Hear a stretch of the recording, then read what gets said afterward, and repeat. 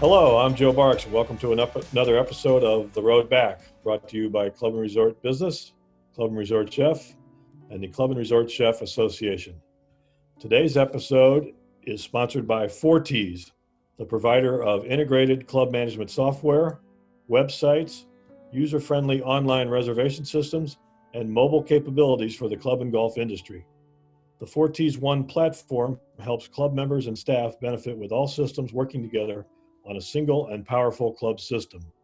Visit Forties.com to learn more about how club software is made simple through the full range of Forties products and services. For today's fresh insight into how club and resort properties are meeting the challenges posed by the coronavirus outbreak and finding new and innovative ways to boost business levels and start their return to full operation, we're going to take a look at how Hollywood Golf Club in Deal, New Jersey has been able to sustain its membership momentum even with the disruption that the pandemic has posed to its usual way of operating and doing business.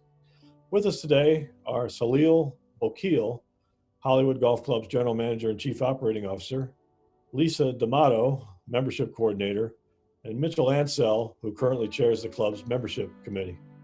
Thank you all for giving us a few minutes today. Salil, can you start by giving us a quick overview of Hollywood Golf Club and how it was positioned from an operating and membership standpoint before this year began? Sure. Thank you, Joe, and thanks for having us and and talking to us about this.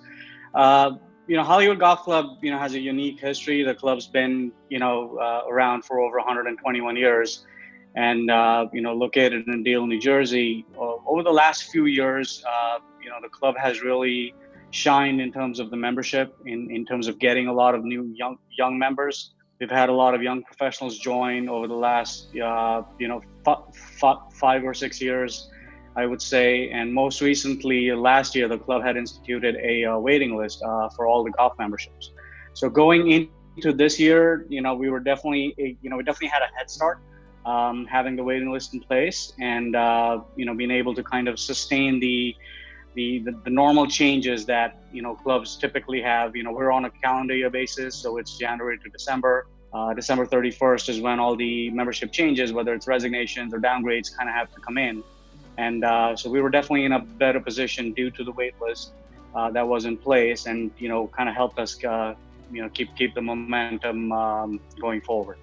At least I know that while it might have looked like having a waiting list at the start of this year would make things easier for you, that quickly changed, didn't it? It definitely changed pretty quickly, but for everybody. As you may know, Hollywood takes our resignations at the latest December 31st. So when we went into the new year in January, even though we had a bit of a waiting list, that gives us a good idea of how many new people we can bring in. And in January and February, we were gearing up for that. And then in March, obviously, everything really changed. But we were so fortunate to have several things in place that worked in our favor. And we were still able to recruit successfully. First and foremost, we always had online applications, and most of our paperwork, background checks, and vetting all were handled through email and online anyway. So all of that could continue as usual. But because we kept a database of the people that inquired last fall and this winter through February, we were able to contact those people and continue virtually through Zoom. Mitchell Ansell, who's with us today, and his co-chair, Jonathan Schultz, wasted no time in having me set up interviews that we had to cancel in March to be held virtually in Zoom, on Zoom conferencing. So we were able to continue that with the membership process quite well with that. Mitchell, as you decided to take this approach, what were some of the concerns and considerations that the membership committee addressed to make sure that a virtual interview process would still be an effective way for you to get to know your prospective members properly and for them to gain a proper understanding of the club as well? Yeah, I mean, it's the new normal, right? That we're all slowly starting to get used to. Obviously, in the old days, we would have people come in for meet and greet and meet some members, and maybe go out and play a round of golf or two to get to know potential members and candidates for membership, and have a process where we can meet face to face and shake a hand or two, have a drink. Those days, at least for now, are gone. So we resorted to these virtual Zoom meetings. We saw an incredible interest in the club still, people wanting to join, and I don't blame them.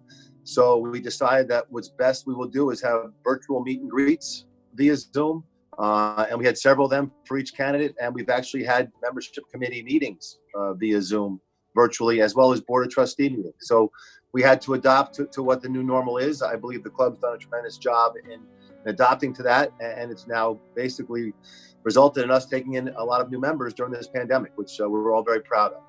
Well, Lisa, how did you go about setting up the meetings, and how did they work out? Were there any hiccups or bumps you had to smooth out?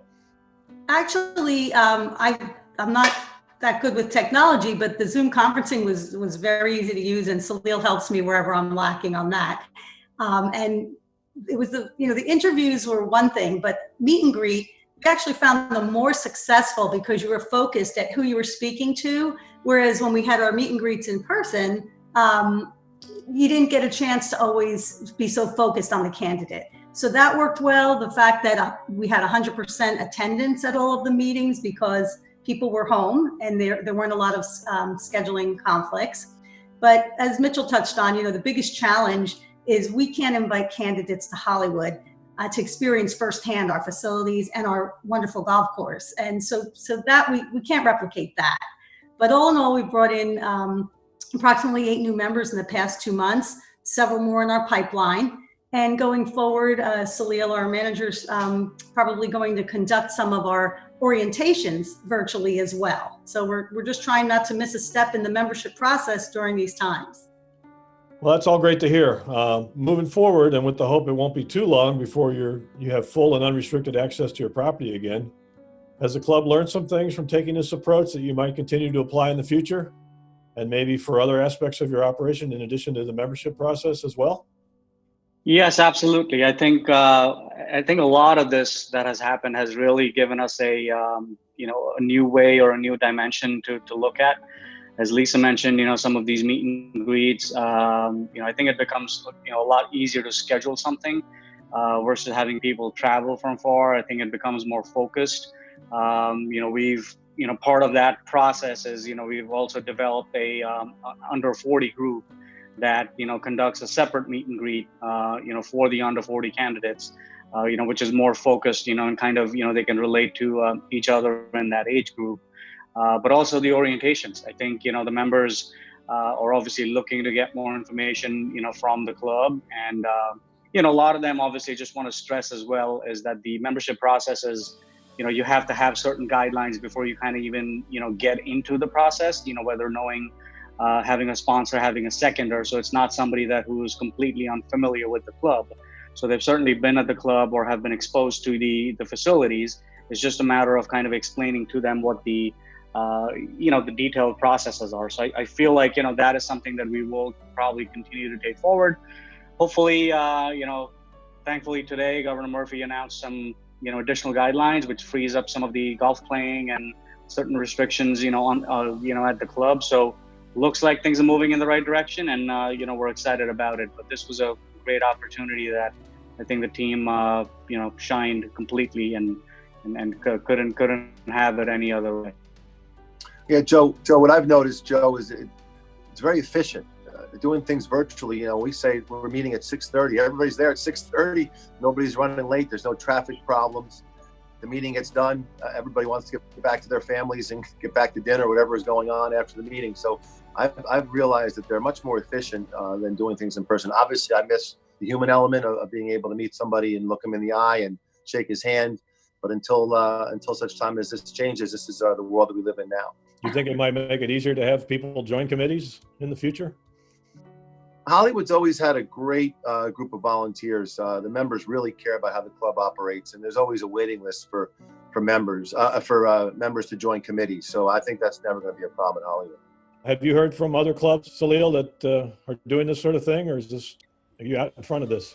I think we really are in front of this. I mean, from my peers, and we have obviously a lot of conversations, or had been a lot of conversations throughout the last 3 months on various aspects.